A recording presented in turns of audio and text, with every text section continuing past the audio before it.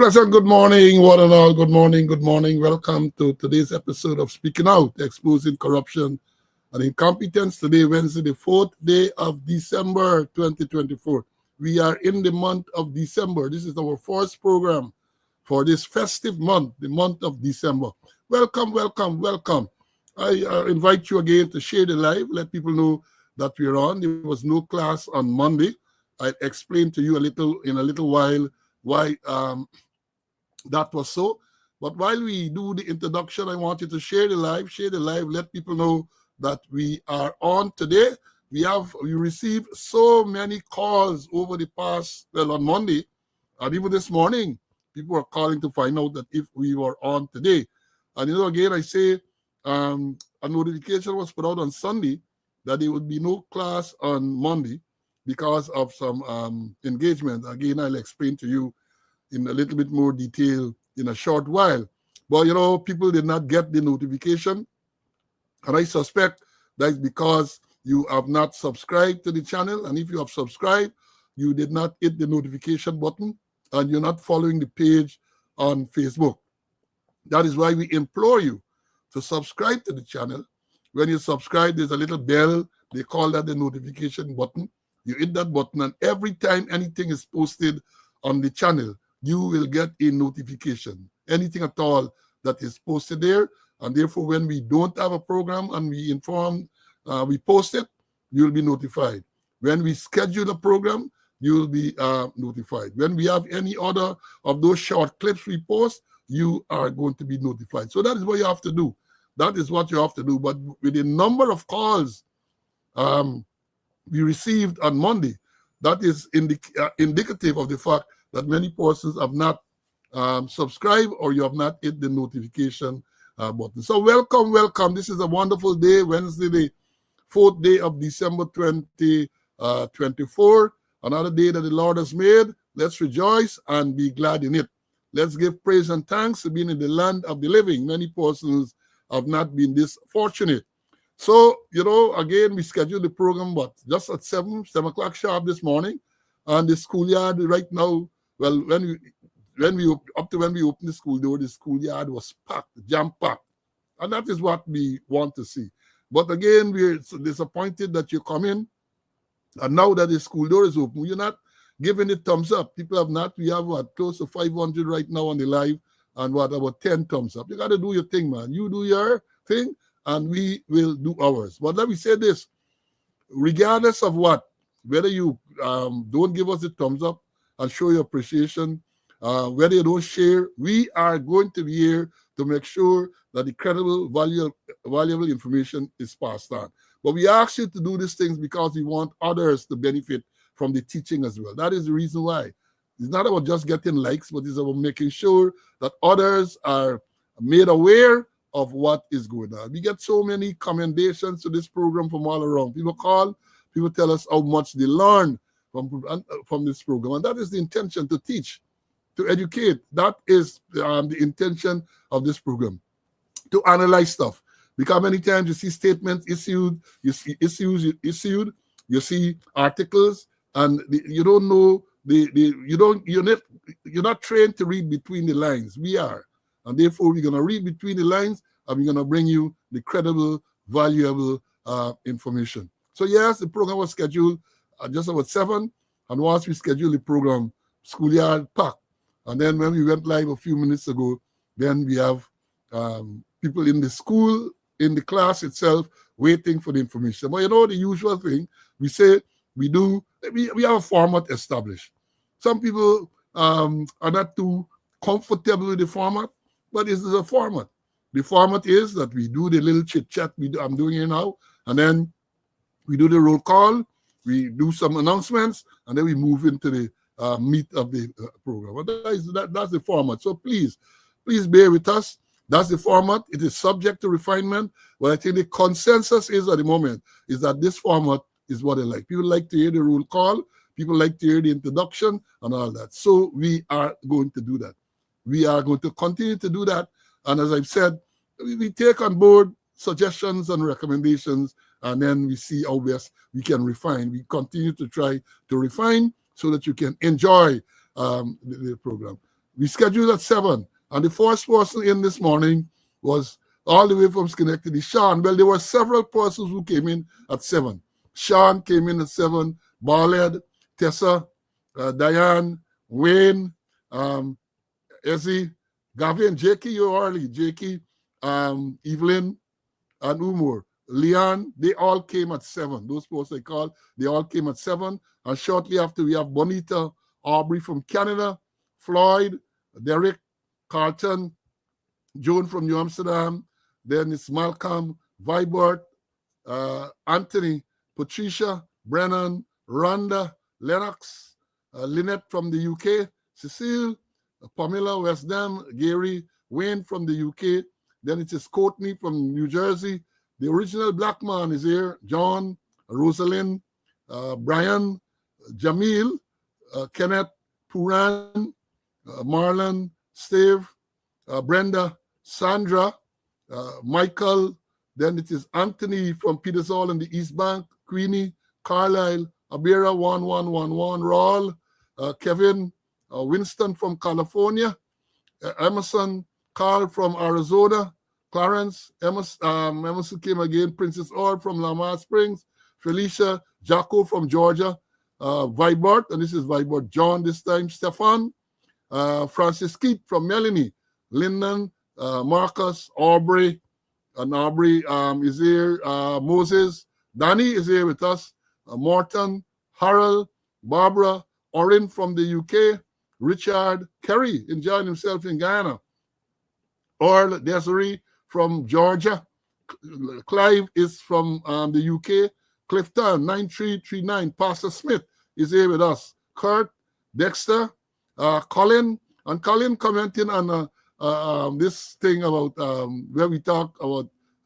birds of a feather, whether the verb should be flock or flocks, and he's clarifying it there.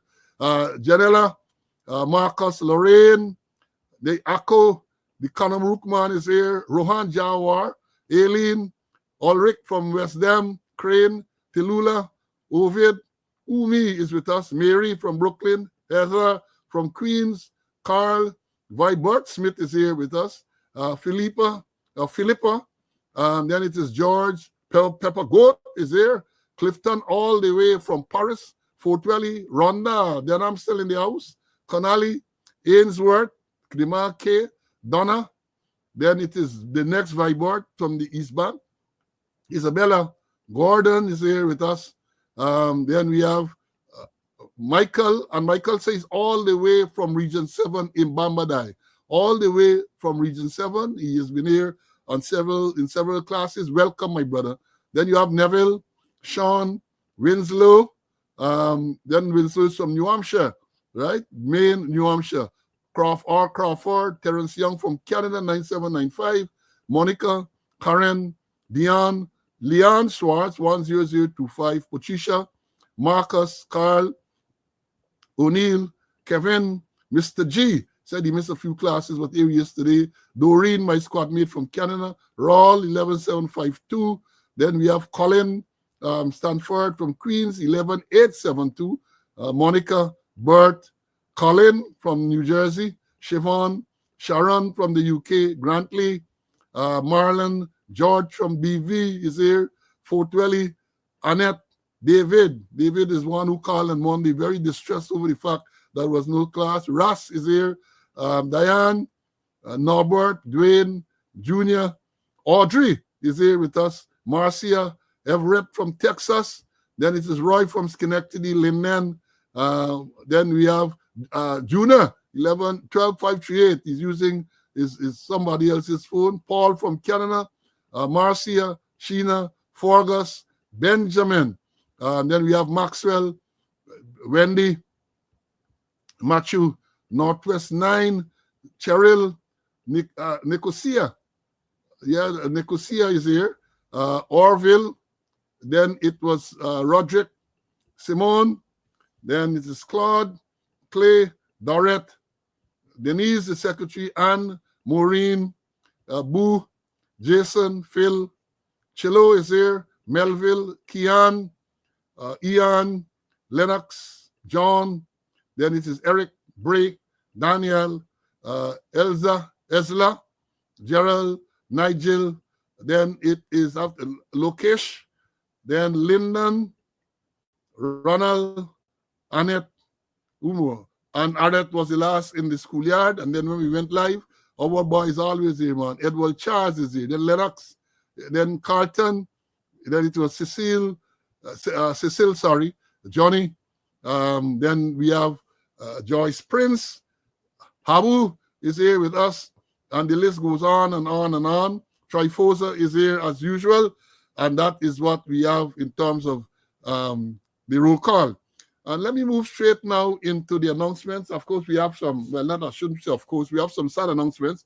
We did tell you some weeks ago, about 2 weeks ago, about the death of Alan Davis, Footsie, Old Police 7896 Davis. The information is that he will be buried on Friday coming the 6th of December in Borbees. I don't have the details, but that is what it is. Friday the 6th of December in Borbees. If I receive any other details, I'll post it on the site so you can get it. And then we have the death announced earlier. Today is Wednesday, so over the weekend, of former Woman Sergeant Paula Lewis. Paula died suddenly because they said she went to work. Then she went home, she complained of feeling unwell, and they decided to take her to the hospital, and that was it. That was it. The information is she'll be buried on Saturday, viewing at Sandy's Funeral Home from 12 to 1, and the service will be at the Good Shepherd Church, Fremont Street, East of Penitence, from 1:30. And a wake will be held at our residence, 234 Lamar Springs, tomorrow night, December the 5th. I know Paula very well. Paula worked, she was part of the registry at Brigham when I was the commander. First when I was 2IC, and then I was the commander. She was one of those regular, very reliable, dependable persons in the registry. And then I understand once I left there, she was transferred out of the registry. And then she thinks she retired, she resigned. And that was it. I remember Paula, my condolences to our relatives, and especially Torbo. Torbo is a son who spent so much time in my office when I was there. He would come across when she brought home from school in the afternoon. He hung out in my office when I was the 2IC there. So it's very sad to hear that Paula has passed. And then we also had news of the death of retired Inspector Winslow Terrell. Terrell number was 0603. I remember him very well. He was stationed at the Presidential Guard, and he was at immigration, and then he went to the transport workshop. I think he retired from the transport workshop. The information is that he will be buried on December the 14th. And a wake could be at his residence on the 13th. Again, more details to follow on that death. And we learned recently, too, of the death of retired Sergeant George Forbes. Forbes' number was 7812. I remember Forbes very, very well. He was stationed at the Court Superintendent Office at the time. Then he was at the Breakdown Property Room and the Breakdown Arms Room. Information is that George will be buried on Saturday, December the 8th. That is this Saturday coming. And the timings are not available, but the viewing, we understand, will be at the Merriman's Funeral Home. So condolences to all the relatives, friends, and of those persons who have died. I know some people have said, good people, or like Paula just passed out just like that. Winslow, who had an accident, they said, Winslow had an accident and never really fully recovered from that accident. And then we have George Forbes. I said, good people are passing. And some of these, how should I put it? Some of these who are less good, is that the diplomatic and the politically correct thing to say, are there to make people's lives miserable. But as I've said, you don't question the work of the Lord. All things will happen in His time. What we are sure of, all of us, every single one of us, those who are sitting there and believe that they are the mightiest thing and making people's lives miserable, we all have to go that way one day. Those who sit and plan to kill and to maim and to destroy people, they say man does appoint, but God does disappoint. Remember that. Remember that. Somebody reminds us the 8th. I said they said Sunday is the 8th. But let me read back that. I think December the 8th. Oh, I said Saturday, December the 8th. Thanks for that correction. It's Saturday, I think it's Sunday. I'm going to get that back and I'm going to post it. So, yes, thank you, Trifosa, for making that correction. You know, when you get old, you make these slips and so on. Right? They said the slip of the tongue is not the fault of the mind. So, yes, I say I could call them those reprobates. You know, they sit back and they plan, they scheme, they try to make people's life miserable, but it's a man up there. And as we have seen, we knew all along, you don't sleep and you ain't get pajama and all of these everything. So they sit back and they scheme and they plot and they plan to kill people and they plan to do all kind of harm things to people. God does appoint, man does appoint, God does disappoint. All of them sit back there, your time coming. Your time coming. And as I've said before in this program, some of them have to stay around to punish. Some of them have to stay around and they have to punish. So when you want to know why is it they're not being called to the great beyond, because the good Lord has a plan for them. It has a plan. And we will see how that plan will unfold. So that is for the better, the sad news. And let me tell you the better news now in terms of birth anniversaries. And so we had, today is the birth anniversary of retired Superintendent Keaton King. Although Keaton had some health challenges recently, I think he suffered a stroke and he is recovering. Keaton, my brother, I wish you a speedy recovery and I wish you all the best on this, your natal day. Also, today is the natal day, the birthday of retired woman assistant superintendent Tessa Smith. Tessa used to be in traffic and breakdown there, very quiet but very effective and efficient person. With the loss of people like Tessa and Audrey and those people, that's why you see traffic is what it is now, right? Because those people were respected, not feared. You don't want people to fear you, but they were respected as traffic enforcers in Guyana. Yes, Brenda, I think we made that correction about the 7th and the 8th. So Tessa retired, and today Tessa is celebrating our birthday. Then we had quite a few of persons who celebrated recently, starting with, we did mention it in the advanced birthday, retired woman assistant commissioner Vesta. Got to mention it again, you deserve that double mention. Vesta celebrated recently. Assistant Commissioner Gavin Primo celebrated recently as well. Retired Superintendent Anthony Van der Heide and Devan celebrated recently. Then we had retired Woman Assistant Superintendent Pamela King. Also retired Woman Chief Inspector Karen Todd, used to be at the barn room there. And then former member Samuel Williams really had a birthday recently as well. And for some of the students, well, we had a retired former member to Philip Allen. Philip used to be at the Police Credit Union, TS Student Police Credit Union many years ago. He had a birthday recently. And 2 students are celebrated recently. I refer to Devian Pollard and Commissioner Cole. Commissioner Cole and Devian had birthdays recently. And I advance birthday greetings to fellow accused, fellow defendant, Mark Gilbert. Retired Superintendent Mark Gilbert will observe his natal day tomorrow, the 5th of December. So to all those who are observing today, who observed recently, and to Mark, who is observing tomorrow, I wish you all the best. May God continue to bless you and keep you so that you can enjoy this life, so that you can enjoy the life. So those are the announcements. And let me bring in Mr. Well, a subject I don't want to hear, but I'm going to talk about it. We had cricket. Bangladesh beat West Indies yesterday in the match.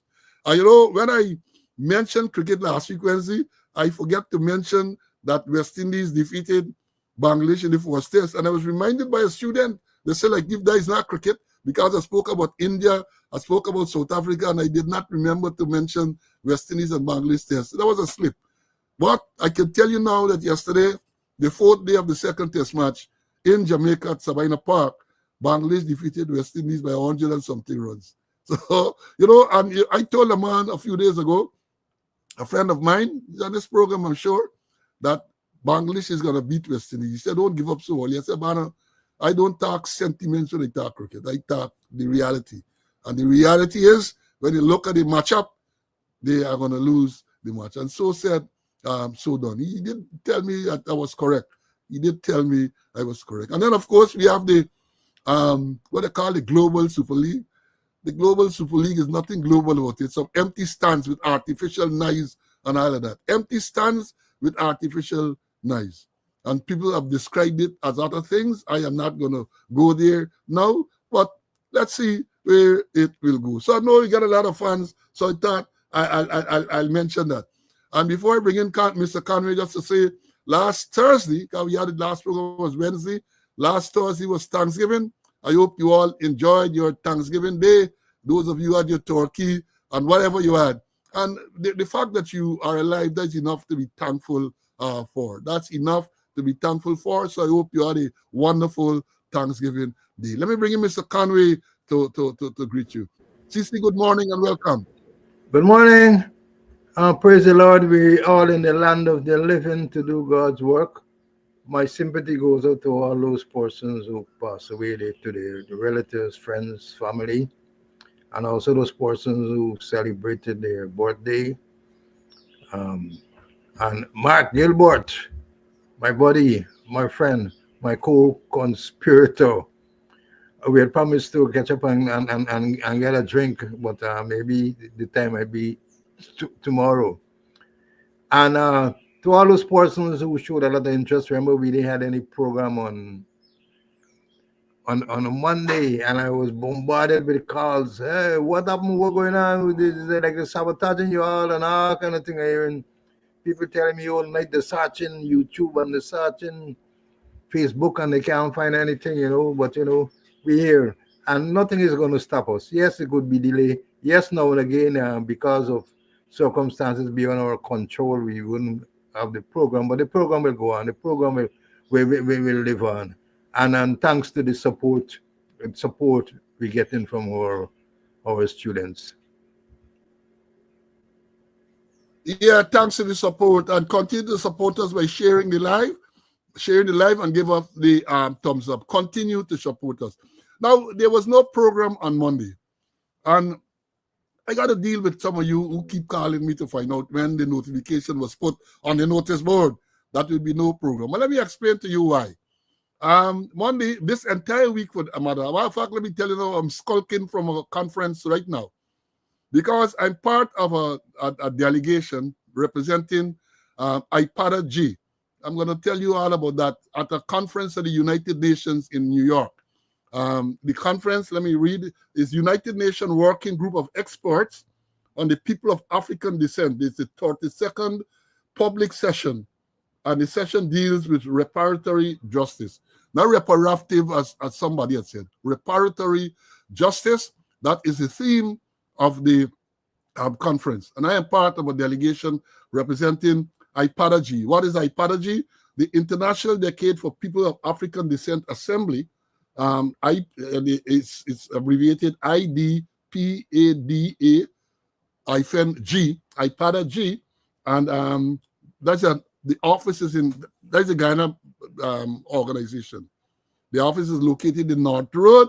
I think the former the house that where Mr. Oit used to live, that is where the office is. So they have asked me to be a part of the delegation to go and to make presentations and to talk about what is going on. Now, when we talk about the International Decade for the People of African Descent, that is something designated by the United Nations. United Nations dedicated the 10-year, the first decade, I think 2040 to 2025, and now they are negotiating to have a second decade beginning next year.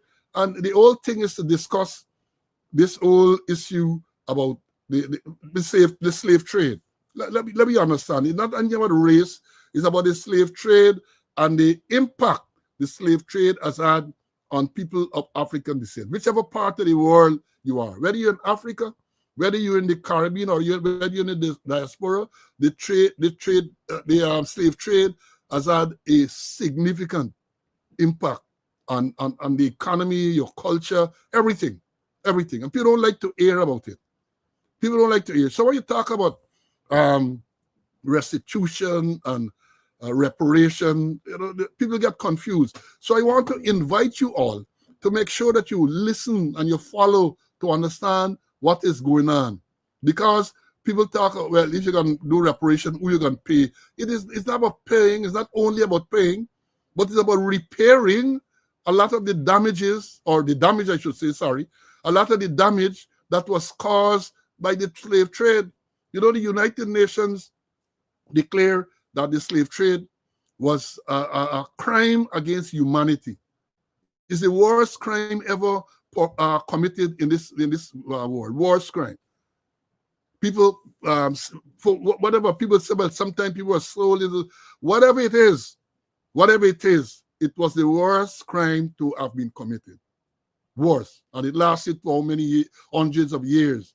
And the issue is that a lot of the countries, European countries in particular, benefited from the slave trade. Not only countries, you have institutions, you have even the church, they all benefited from the slave trade. And I think the argument is, it is time for them to pay the just due. It is time.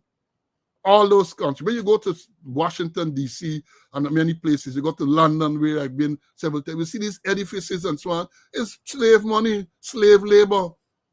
And not only the countries, but then the argument is, right, those people who ran the countries then and people who are part of the state, the state might have gone, government would have changed and all of that. But the benefits are still there. The benefits are still there, up to date like today. When people talk about, for example, insurance companies, the slave owners used to insure the slave, and they benefited from that, and they continue to benefit. So the argument is, it is time that all the riches that they accumulated off the backs of the slave, it's time they pay. And as I said, not only about money, it's about structuring of institution, make sure perhaps you design a better education system, give back some of the things that you stole, all the artifacts and all those things, give it back to where they belong. Because the system up to today still operates against people of African descent. That is how the system was structured. And the structures have largely been maintained over the years. So I don't want to get too deep into it, but just to say that I have been attending this session in the United Nations, and that is why I was not here on Monday. And I know some of you are going to want me a cup on Friday, but no, I have to be there for the remainder of the week. I just took this morning off because I did not want to deprive you of 2 consecutive days of the teaching. I don't want. After we miss Monday, I said, no, I can't afford to deprive you of Wednesday as well. So I took some time off this morning from the conference to be here with you to share, because we have a lot of stuff to share, But again, I encourage you to go. Somebody asked about the site, IPADG and the United Nations Decade for the People of African Descent. Go on the site, because the conference right now is live. The conference is live on the YouTube or the internet, so you can follow the proceedings. And I'm sure these things have lots and lots of literature, lots and lots of things that you can read and educate yourself. Because, as I said, nobody can free your mind. Bob Marley said so in a song. None but ourselves can free our mind. So even though they tell you, all right, you're free, whatever that means, but you have got to free your mind. You have got to think differently. And when you talk about these things, people vex, because they say you're talking race. Not talking race. The fact the slave trade is an historical fact. Can't get away from it. The structures, many of them that are still in place today, are as a result of that.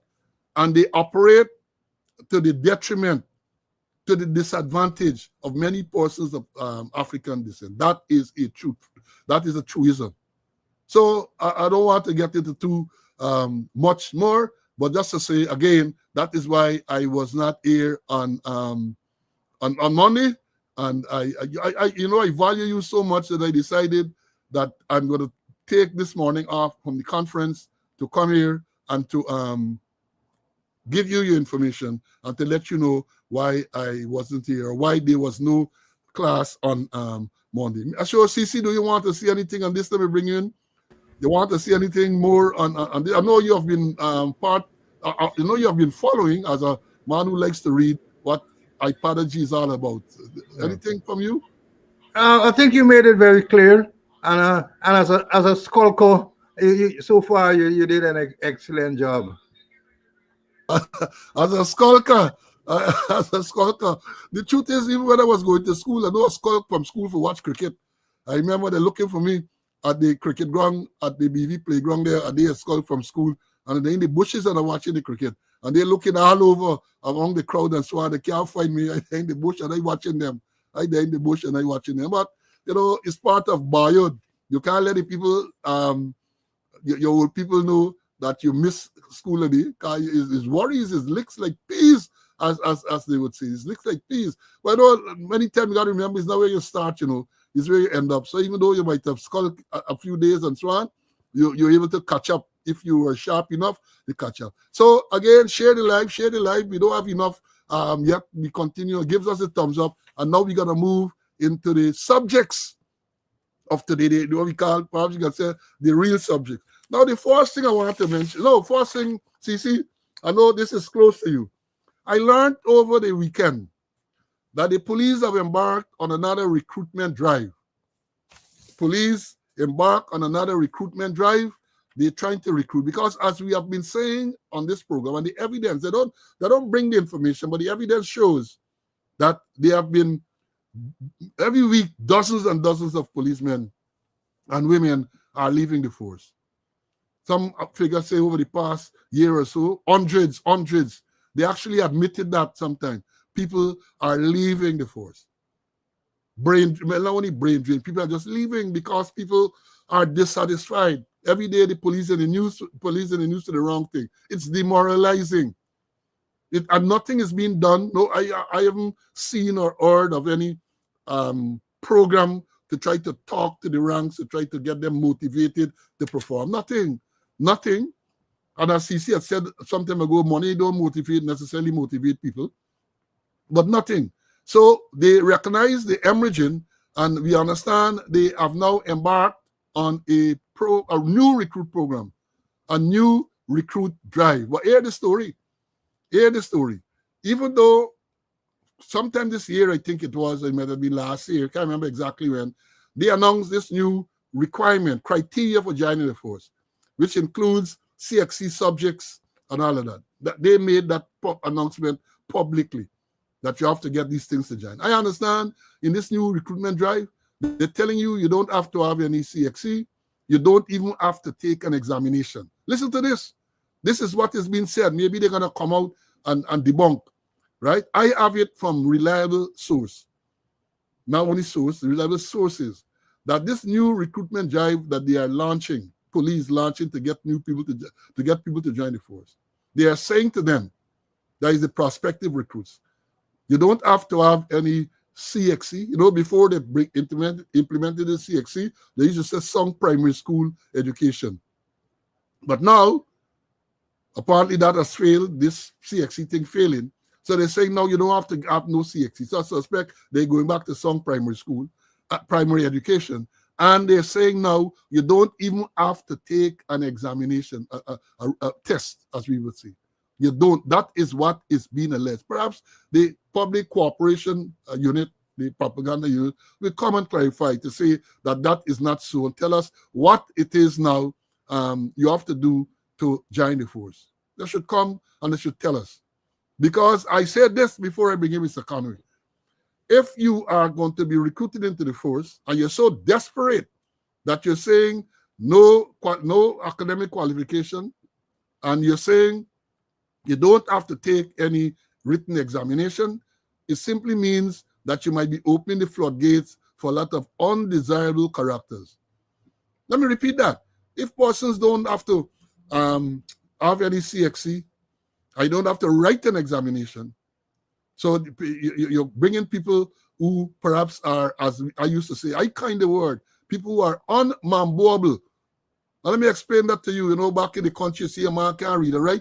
You say he can't mambo. He can't mambo. There's a Guyanese country language.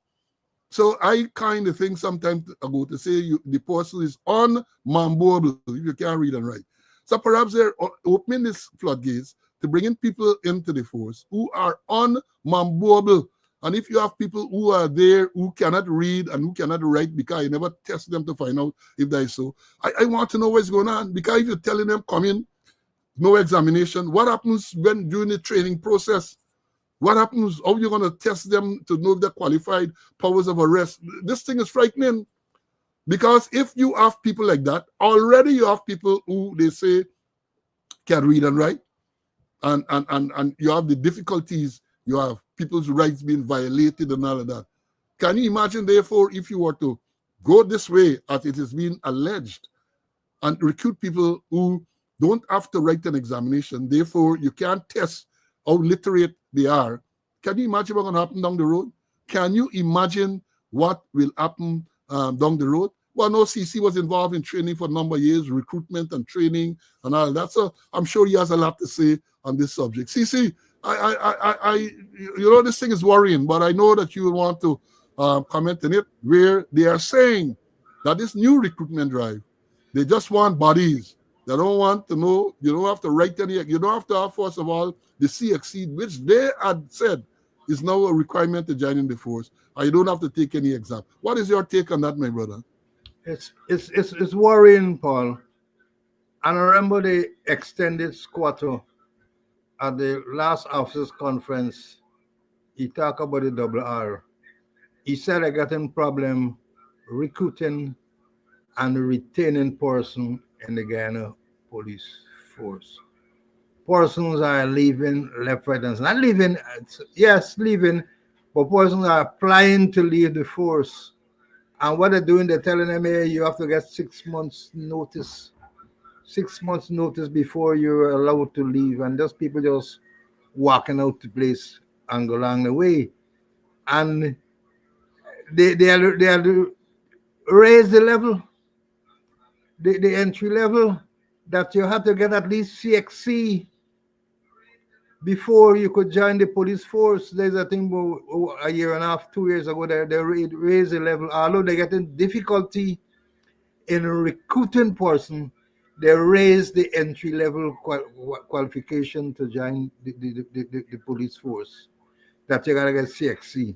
If maybe when the time when we joined, Paul, we just had our primary, we just went to primary school, but later on we develop ourselves. Now, the thing is that to join the force, all that's happening now, I understand. Well, they're not doing any written tests now. The thing should be a written examination. You successfully pass that. Medical examination, background checks with the special branch, check with the division, the where you live in, and the police station, and check that you have no criminal record. That basically was it. I know what's really is happening now, but understand now with the crisis going on in terms of recruiting, Home Affairs offering persons money for each person that you recruit. They're offering to pay you a certain amount of money. That is the allegation of floating around. But when you're taking these people, people with no academic qualification, people who can't read and write, you don't have to write a test. A lot of undesirable persons will enter the Guyana police force. And then they don't do no real kind of background checks, And then when persons come, they're supposed to do some psychological tests. They're supposed to do what they call it assessment centers, where persons are placed in position where you get them and they go through a series of events and activities to look at behavior, because behavior is a major phenomenon that the police has to deal with. Behavior. So at the recruitment stage, you have to go through a series of exercise or scenarios to test behavior, where you have trained persons testing you at the entry level there, so that undesirable persons will not enter the force, persons with certain kind of behavior. I remember when I was in Jamaica, attached to the Jamaica Constabulary Staff College through the British government, and they had Mr. Francis Forbes. I think he was a senior superintendent there. He became a commissioner for the Jamaica Police Force, and he invited me to sit in at some assessment centers where they had. And I could always remember one case is a guy from the who graduated from the University of West Indies Mona campus. He was at a honors degree, and whilst going through these assessment centers, whilst they assessing them, these trainers, they discovered that he display a whole lot of undesirable behavior, all sort of undesirable behavior, where they give them exercises, individual and group exercises, and he really displayed some undesirable behavior. And I remember Francis Forbes said, him can come from Mona, him can come with his degree, but if him a psychopath, him can be a police. So in this process, what they're doing, a lot of people with undesirable behavior, a lot of psychopaths might come in the police force. The police force is about a behavior, so they gotta be careful what they're doing. And who would be assessing them? Well, they don't do no assessment. You pass the test, you pass the medical, special branch clear you, CRO clear you, the police in the division clear you, and you become a member of the Guyana Police Force. No proper assessment, nothing to look at behavior to see whether the psychological behavior you will display and this kind of thing. And nothing is being done. So any and everybody with undesirable behavior, and Paul, you mentioned people who can mambo would come in the police force. When you come in the force, you gotta get trained. You gotta take statements. You gotta take reports. You gotta do investigation. And if you can't mambo, how you gonna make up? Yeah? Gone are the days when you go to recruit a policeman, give a badge, give a gun, and put it on the street. There, no, it can't happen now. It's the major phenomenon that the police gotta deal with is behavior. You got to deal with behavior of the public, behavior of your superiors, behavior of peers, behavior of the criminal, behavior of your family, and your own behavior. And the recruitment has got to address behavior, not only the academic qualification or the non-academic qualification, that they need to put them through certain tests, certain exercises to test for behavior, and that's critical. And taking in people who won't write no exam and that kind of thing there is going to make the situation worse. A lot of psychopaths will continue to be in the Guyana Police Force. Yeah, I mean, as I said, as we were saying, it's a worrying situation, and I'm hoping that it is not true, but I'm bringing it to you students because that is what I was informed. That is what I learned, and I said, but this can't be. How are you going to recruit people? Only not so long ago, you made a statement, a public statement, that whereas the entry requirement was for a sound primary education, you said that is no longer the case. People have to have CXC subjects. I can't remember how many, but you said they have to have CXC subjects to join the force. And within a year, the allegation is you're not reversing that. I guess it's because of desperation. People just leaving and going their way. People wonder why. You ask the question, wonder why people are leaving. And I will want to posit an answer. People are demoralized. The ranks of the force are demoralized. The ranks of the force lack leadership. So therefore, you have a man there who sits in the commissioner's chair who ought not to have been there. He does not know how to command and to control an important organization like the Guyana Police Force. And obviously the government wants that. The government likes that. Because I guess they can call and get all type of unlawful instructions, give all unlawful instruction and have it carried out. It's not Sloan Conway saying so. Brutus in his filings in the court said that. He identified somebody take interference by government into the operation of the police force. Brutus says so in a court document. But this is worrying, and I would hope that civil society and political parties and all, they will come out and say this should not happen. This cannot be beneficial to the country. You're talking about this growing economy, this fast growing economy, this oil economy, and you expect all these businesses, you're establishing hotels, and you're doing that. And you are going to the stage now where you're going to recruit policemen who don't have any academic qualification. And more so, you're not even testing them to determine how the level of competence to join the force.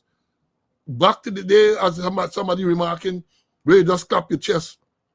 Guy's still there. Well, not the clap chest part, but still on the books, 5 feet 8 inches, and your chest got to be of a certain size, and all of those type of things. That is what you are going back to. That is what you're going back to in this country that you're calling the fastest growing economy in the world. That is indeed very, very worrying. And I would expect and I would hope that all of these organizations, civil society, what they call itself, the guardians of democracy, the political parties, and all of them should come out and find out what if this is so. And if it is so, then they should do everything to stop it.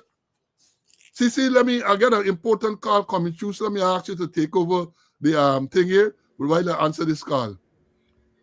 Yeah, and part of this thing is the image, the public image of the Ghana police force. The image isn't good.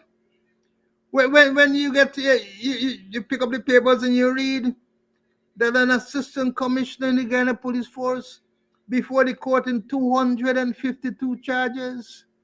We call it CB 252.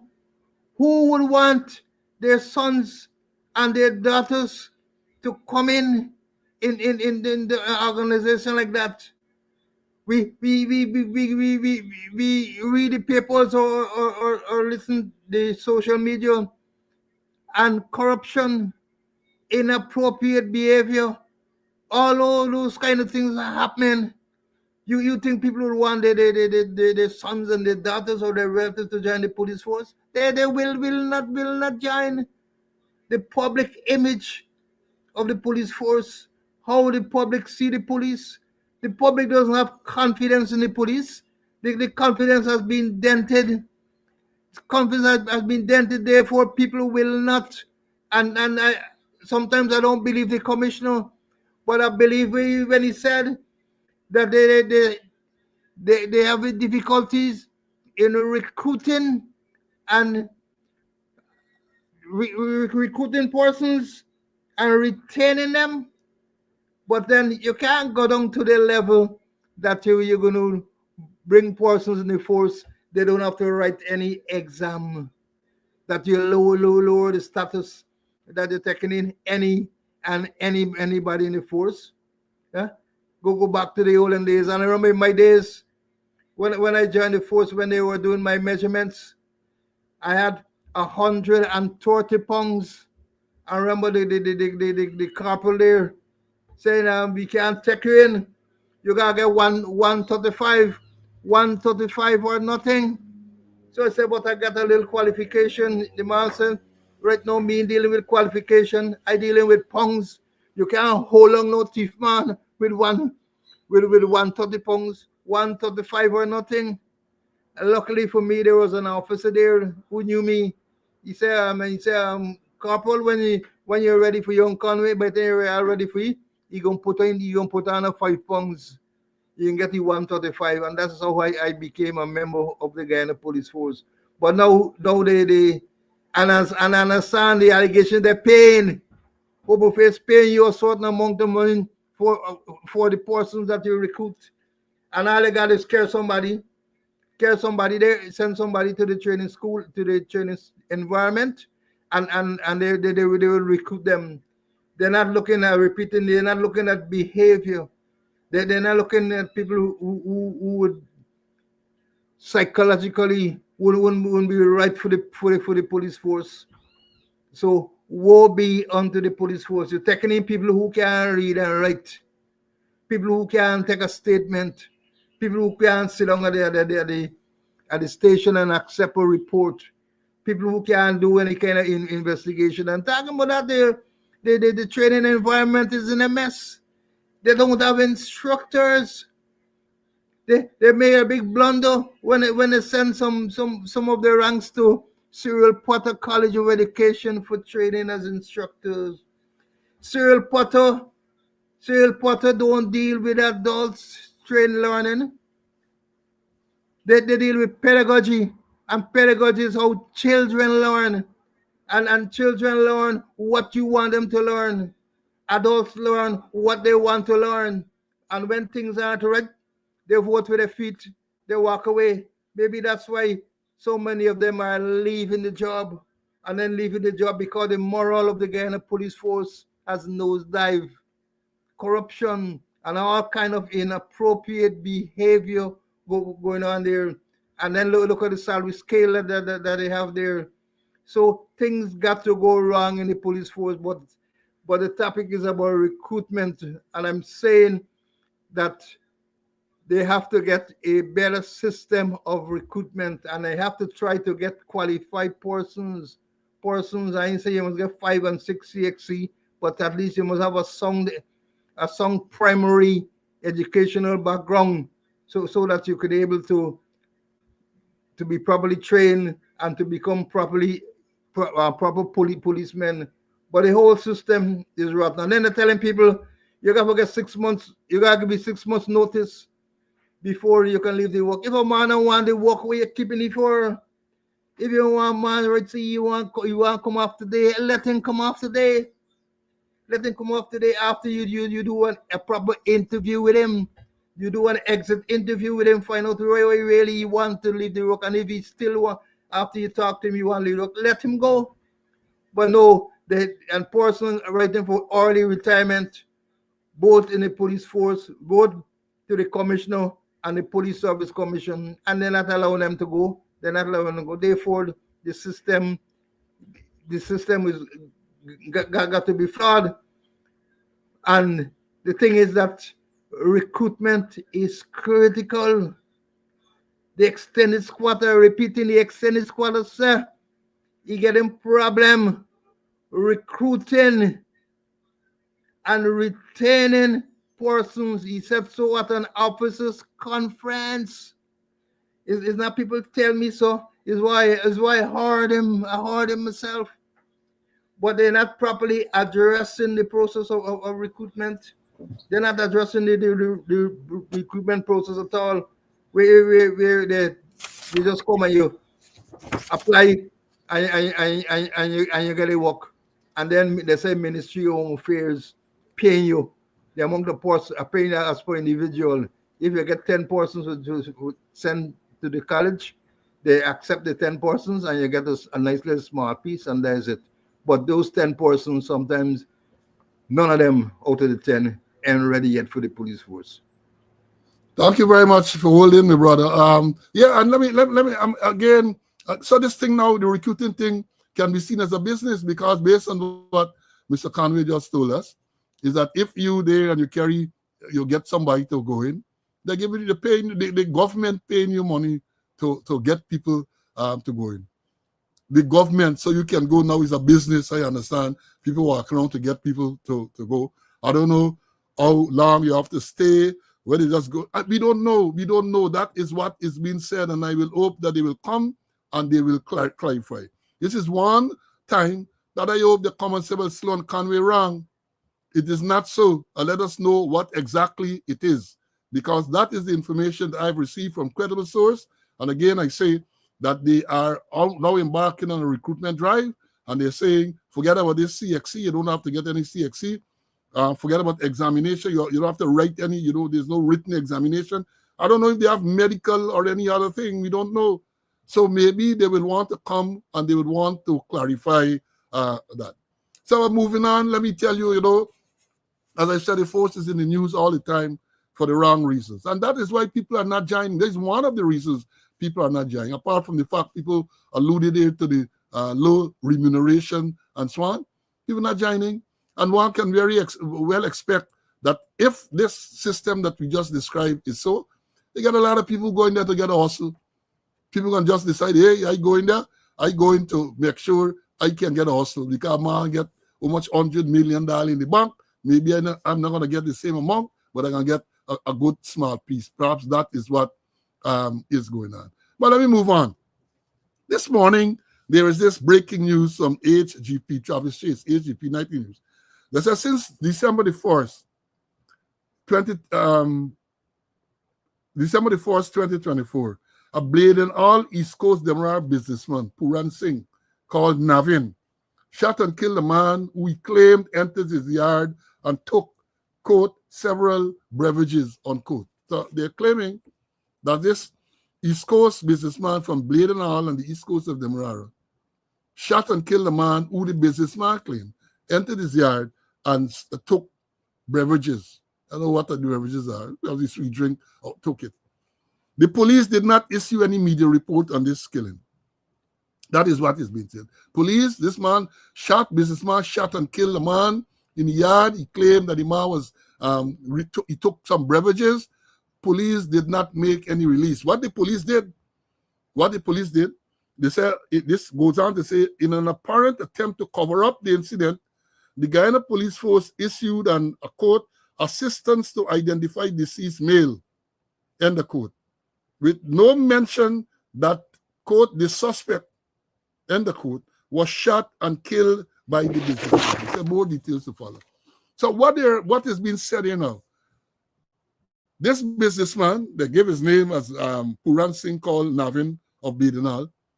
He shot and killed a man. I saw the picture of a man of African descent lying there, and they said that's the man because the police released that photograph and asked him for help to identify this person they would call the suspect. They never said that this man was shot and killed by this businessman. And the question is asked, and it is being said here, right, in an apparent attempt to cover up. They didn't mention how this man met his death. They did not say that. Now it has been revealed that it's a businessman shooting and killing. Question is whether the shooting was justified. And I am saying that the fact that they're hustling for throw wool in your eyes. The circumstances which led to the shooting might not be above board. Because if it is that the circumstances were above board, why did the police not issue a release? Why, when they issued a release about the what they call assistance to identify this male, why they did not say, give us the circumstances under which this man met his death? They did not. And as the thing is suggesting, cover up. Perhaps the famous singer Jackie Opel visited. Perhaps Jackie Opel visited, and somebody, you got to pay. That was the name of the song. You got to pay. But these things are very worrying, and these things continue to damage the image of the police force. They like to use the word transparency, but they are not transparent. They are never, ever transparent when it comes to these incidents. The businessman shot and killed this man. We are presuming that the businessman is a licensed firearm holder. Where is the gun? What type of investigation was done? What was the explanation? Because even if this man, as they say, what they said, the man claimed to enter his yard and took, that is what the man said, he took several beverages. The man, that is what they're saying, this deceased man took several beverages. Is that justification for killing this man? Is that justification for killing this man? Because, as we have said to you before on this program, if you're a licensed firearm holder, if you're a police, if you're a security and you're carrying a firearm, there are circumstances under which the use of deadly force can be justified. They are clear. We have repeated it ad nauseum on this program. In the case of the businessman, I don't want to put no word in their mouth because I suspect if money pass, they're going to go and make up a whole set of story as to how this thing happened. Do they have CCTV footage? Almost every business place now have that. They're going to hear that the footage is no longer available. What are the circumstances under which the circumstances under which this man was killed? He's alive. He's alive. And to tell us that the man was killed because he took several beverages cannot be satisfactory. Cannot be satisfactory. And I would hope, as Travis said in the release, more details to follow. I hope that they will investigate this matter properly. Again, I say, if you are a licensed firearm holder, there are circumstances under which the use of deadly force are the use is justified, even if it results in the death of someone. Even if it results in the death. So in other words, I could shoot somebody and kill you and be justified. But the way how this matter is being handled suggests that this shooting might not be justified. And again, we say in the interest of transparency, in the interest of justice, we don't know who the person is because they say they were asking for help to identify. So maybe the person may be a vagrant, maybe the person don't have any close relatives. We don't know. We don't know at this stage. But I hope that the persistence of the people like Travis Chase and them, we're going to hear exactly what took place. We're going to hear, because the man entered this, let me go into the analysis a little bit more before bringing Mr. Conway. If he's saying that the man entered his yard and took several beverages, a key question, what time this thing occurred? What time this man entered the yard? What time he entered the yard? He took the beverages. Where were the beverages? Did he break into some place, or the things were lying there? The man just walk in, somebody hungry, pick up to drink, or God, they said beverages, then describe the beverages. What are the circumstances which led to the death of this man? Mr. Conway? Yeah, Sure but go ahead. they want us or the public to identify this man. Put up a photograph. But common sense will tell you that at least they should say where this body was found. Did the body get any injuries or anything? You know, just pull up a thing like that. Then give us more details. If you want people to identify a body, you have to give details. But then if they're covering up, and if you say if you suspect that Jackie Opel come into play, well then there's the kind of thing they put up, and those are the things that will bring discredit on the Ghana police force. Those are the things that will cause a bad image on the Ghana police force. Those are the things that people don't want the children to go and join the police force. Those are the things that persons are being in an organization like that covering up thing. And as you rightly say, yes, a person can shoot somebody and kill them. It could be justified. There are circumstances when the killing would be justified. But here it is. Just put up a photograph and asking people to identify where the body been, what are the circumstances. Nothing, but they want people to identify. You can't identify. Maybe based on what happened now, based on what coming to light, somebody, a person or persons might be able to identify the body. Yeah, but let me say this, because one of the students say, dead man tell no tales, which is true. Dead man tell no tales, but when you're doing a proper investigation, there is something you call evidence. So even though the dead man can't say exactly what happened, even though the businessman can tell you a tale, you do an investigation, you will look at the evidence to see if the evidence support what the businessman saying. So, for example, let's say the businessman tells you, hey, this man run towards me, and therefore I had to shoot him. And the evidence showed that the man was shot in his back. So right away, you know that the businessman is lying. I'm not saying this is what happened in this case. Let me understand it clearly. I'm saying that the evidence, the physical evidence, CCTV camera, all this type of thing, evidence can get you to understand exactly what took place. So you don't need to get eyewitnesses in many cases. Circumstantial evidence can be very, very powerful and lead you to understand exactly what took place.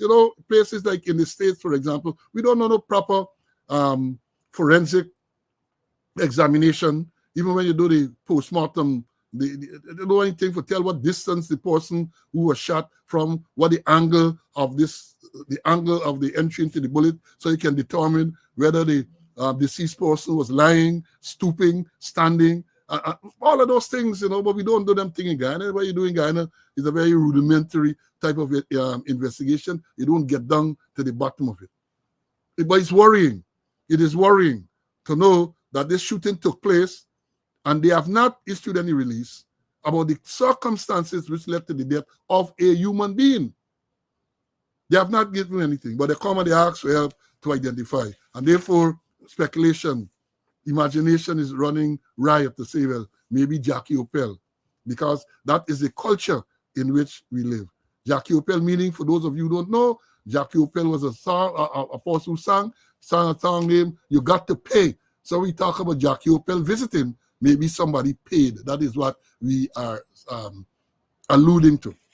We don't know. We're not alleging that is what happened, but we're saying that if you are going to be attempting to sweep the thing and to obfuscate and to do maybe it's because you have vested interest in making sure that the truth is not known. Let me understand it. Now, why did the police do an investigation instead of trying to cover up? Because again, Commissioner, maybe Jackie Opel. The question is being asked, why didn't the police do an investigation instead of trying to cover up the crime? They're asking, why? Because if it is that the police were paid, we're not saying that they were paid, but if it is that they were paid, then they would have been paid not to do a proper investigation to come up with this wishy-washy story that, hey, this man took some beverage, and as a result of that, he was shot and he was killed. But let me move on. You know, I saw, I think it was last week, CC, that they had a service, I think it was a memorial service for the GDF people, the GDF ranks who died in that horrific helicopter crash a year ago. It's a year ago now. And I saw a release. Let me, you know, again, we say guys in a replace. They said a GDF helicopter crash investigation. Release of findings will be determined by national security considerations. Here, what the National Security Advisor, I didn't even remember that they had one. I didn't even remember that Guyana had a National Security Advisor until last night, I think it was, when I read that it says GDF helicopter crash investigation. Release, quote, release of findings will be determined by national security considerations. And that statement is attributed to the National Security Advisor, Mr. Gerald Govaya. His name is not mentioned, but I think this is the only National Security Advisor we have. So it's fair to conclude that that is a statement from him. And here what the release says. It's short. I'm going to read it to you. National Security Advisor to the President. Oh, the name is mentioned here now. I didn't read the thing. National Security Advisor to the President, Jerry Govaya, in a Facebook post on Tuesday, said that the Commander-in-Chief, who is President Ilfanali, quote, will take national security considerations into account, end of quote, before deciding if the investigation report should be released or not. And they say below is the full statement. So here was the statement that Jerry Govaya made. Quote, we quoting it. The Accident Investigation Division of the Guyana Civil Aviation Authority has completed its report. By law, this report will be distributed to all relevant stakeholders for a period of 90 days before it is made public. It is crucial to emphasize that this accident did not involve a standard commercial flight. Rather, it involved a military-owned aircraft engaged in a mission related to national security, with military personnel on board. The decision to release the accident report will rest with the Commander-in-Chief, who will take national security considerations into account. End of quote, Jerry Govaya. Now, there's a lot of things we got to talk about. He says that, first of all, he said that, let me read back, the Accident Investigation Division, this report will be distributed to relevant stakeholders for a period of 90 days. So I suspect, based on what it's saying here, once it is distributed, the stakeholders have 90 days before it is made public. He said it will be distributed for a period of 90 days before it is made public. Then it goes on to say, the decision to release the accident report will rest with the Commander-in-Chief, who will take national security considerations into account. That is what is being said by the National Security Advisor. He said, this is according to relevant law. What law? I don't know the law relating to this, but what law says, he said, by law, this report will be distributed to relevant stakeholders for a period of 90 days.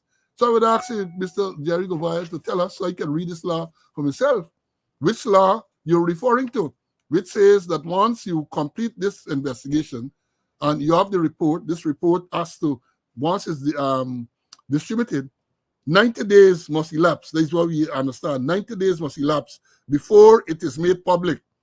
He said 90 days must elapse before it is made public. But then he come to the end to say that the decision to release the accident report, well, I guess, or not to, will rest with the commander-in-chief, who will take national security considerations into account. I get a strong suspicion here that what will happen, and this is the crystal ball at work. When the 90 days pass, they're going to say, because of national security considerations, this release cannot be made public. Do you remember the RSS intervention into the allegation by the police sergeant Bascom that the head of the major crime unit took $30 million? They brought in RSS. And some people say Voy left out to look. And the Ministry of Home Affairs subsequently said that this report is confidential. They can't release the report. They tell you some excerpts that the person who reviewed the report said the Ghana police force was capable of conducting a proper investigation, and therefore that was it. I get a strong suspicion this going the same way, based on this statement by the National Security Advisor, that 90 days, it gone to the stakeholders. Who are the stakeholders? If you're gonna, you see, these are the type of things people don't ask. And sometimes I get a lot of friends in the media, and I just tell them, I just berate them steady, because right away, somebody should ask Jerry Govaya, who are the stakeholders he's referring to? Which legislation, which law he's referring to? So you can go and see for yourself what the law says. You can't just take the release from Jerry Govaya or somebody that is it. That the law says this thing has to be there once distributed, get them 90 days, that must elapse before it is made public. And then the thing, then let me hear if the law says that the president, as you say, the commander-in-chief, will take national security considerations before he releases report. I believe this is going the way of the RSS report. At the end of the day, they're going to tell you when the 90 days pass, and you ask question, they're going to say, well, because of national security considerations, this report cannot be made public. Trust me, that is what my crystal ball is telling me. I like to read these things and analyze them. I've been trained to do that. Statement analysis. You analyze it, and you could see the BS woven between the sentences and the words as well. The BS is there. I got a BS meter, which is very, very sensitive. And once I read and I see this BS and so on, the meter does go off. They just warn you. Wah, wah, wah, wah, wah, BS, BS, BS. So I see BS in that. I see BS in 1 year after. 1 year after. They told us first, I believe that this thing what they call black box, which is orange in color, deep orange in color, is something that was indestructible. I have a channel that I would normally used to look at every Sunday. They used to recreate all of these crashes all over the plane crashes, all of them. All of them. They recreate, get a plane crash, they tell you, and they go through all the sequence of events. And I was led to believe from watching those things that this black box is something that is indestructible. And we learned from a release earlier that this black box was damaged and perhaps they can't recover information and so on. And I smell the thing since then. I smell it since then. That, hey, my meter went off since I read that. But now that this release was issued sometime yesterday, the meter going off and stopping. The meter would not stop. The meter would not stop. And again, we say in this whole thing, this accident is for investigator. I don't know about aircraft accident investigation, but I know something about investigation. You have an accident where you have 2 survivors, including one who was a co-pilot. But that is investigative gold, because you're able to get so much information. You don't have to speculate any longer. The information is there. You can interview the survivors and understand exactly what transpired. Nothing. We are there, nothing. What the survivors said took place and all that. National security, why? National security, nothing at all. You're not hearing nothing.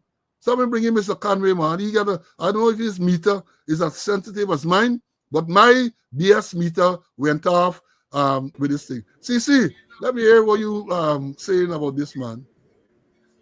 Paul, like you, I had training in statement analysis. I remember I had the opportunity to analyze statement of the director of the FBI, Louis Fraser. I had fun analyzing the statement. And I didn't realize that we had a national security advisor.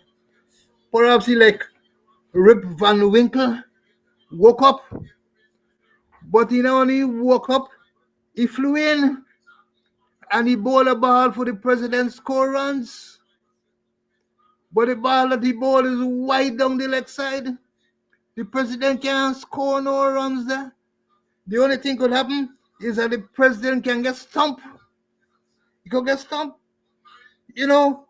And the thing is, so much of things going wrong with that crash. But getting back to the national security advisor, are we saying it is crucial to identify that this is a military aircraft? So it was a military aircraft. How the civil aviation department investigating? If you want, we say so. It's crucial to say it wasn't commercial. Was military. So if it's military, how will ever name the CAD and others doing things there? And like you, I want to know where the lad with this 90 days. Where's the lad with the 90 days? And who are the stakeholders? Who are the stakeholders?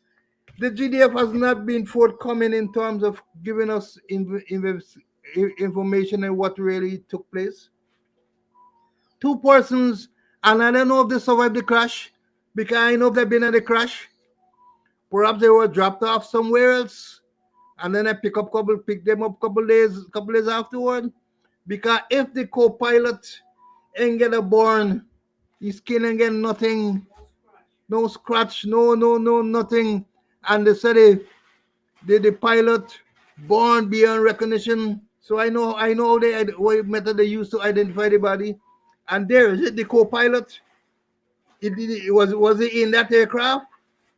They left Iron Ghana, they went to Olive Creek, then they went somewhere else. I don't know if they had left him at somewhere else, and then the aircraft proceeded and it crashed. But there's it. You have two persons, I can't call them survivors, two persons who were members of that party, who left Iron Ghana as members of the party. They're alive and well, unscratched. I had to get them in some house in Georgetown there. In some secure in some house in Georgetown at a certain prestigious location. Two persons there who were members of the party, and not a word from them. They zip them out. They can't talk. They can't talk. So the GDF isn't at all forthcoming with any kind of information. And then the Jerry Governor said the president won't decide. I agree with you, Paul, just like the RAS report, or I said the imaginary RAS report, if they ever had a RAS report, where the president said that the Home Affairs would give a release. And lo and behold, the Minister of Affairs said it is confidential. So I won't be surprised if this one here, I hear the chief of staff, the president might say release, and then the chief of staff will say it's confidential. So many things going wrong there, and as long as you're not forthright, you're not coming up with information, conspiracy theory will abound. Were these two men in the aircraft? They were there at the crash site, or were they dropped off elsewhere and the other parties proceeded? If the thing burned up, the pilot bought beyond recognition, how come the co-pilot not got on scratch and the other person? And then they're talking about the black box damage and thing. Nonsense. I myself did research on black boxes. It's got through some period, intense heat, high vibration, and all kind of thing there. and just find black box after massive explosion, and they're finding them intact. So the whole thing stinks to I heaven. It stinks, and they're not coming forward, and I'm saying two persons who were part of that party that left Camp Iron Ghana, nothing can happen to them, and they're not talking. They zip them out, and they're hiding them away in Georgetown. And the co-pilot, nothing with the co-pilot. If the co-pilot supposed to be sitting down next to the pilot, and the pilot born beyond recognition, beyond recognition, being able to identify the body, and nothing happened with the co-pilot and the person. People say, I want to believe that they weren't at the crash site. Perhaps they left them somewhere and went on some nefarious, some mysterious journey somewhere along the line. And people say, hey, was it that the Venezuelans shoot them down? So many questions are left unanswered, and unless they come forward, people will continue to answer questions. And I'm glad that Rip Van Winkle has finally woken up, but he wake up and he bowling a white ball that the president can't score runs. A white ball and no ball, you got bowl back again. Well, white you got bowl back white too, but this is a no ball. So the difference is when you're a cricketer, you bowl a white ball, you just got to bowl it back. But it's a no ball, so the next ball is a free hit. Now this is not a test match. This is a white ball game. So the white ball, the wide ball might be desirable because all you got to do is bowl it back. But when you bowl a no ball, which I think this one was, then the next delivery is a free hit. So you could knock it and not get out, except run out, as we saw in a match recently. So let me move on, man. Let me move on. Now, going back to the East Coast, I get my crystal ball and I get the borders come and whisper. This one is the board. A board whisper that recently there was a break-in. I don't know if it's robbery. The classification was a break-in where a safe was stolen, a safe that was said to have contained $80 million, stolen from a place. And the police quiet about it. They said nothing. They have not said anything about it. And I understand that it is because Mr. Jackie Opel came in. But let me tell you all this. As a former senior police officer, certain crimes, when certain crimes are committed, you can tell almost immediately who the suspects are. When safes are stolen, let me repeat that, when safes are stolen from buildings, there are very few persons in Guyana who commit that type of crime. Very, very few. So I'm hearing that this place was broken into. Again, I don't know if it's a business place. I don't want to use terms like burglary, like what the Police Cooperative Communication Unit and SWANDers carry on, because as I told you all, if it's burglary, it had to have been a dwelling house, and the incident had to have occurred between 8 p.m. and 5 a.m. That is burglary. It had to be a dwelling house, right? So I don't know if this safe was stolen from a dwelling house or a business place or a bond or whatever.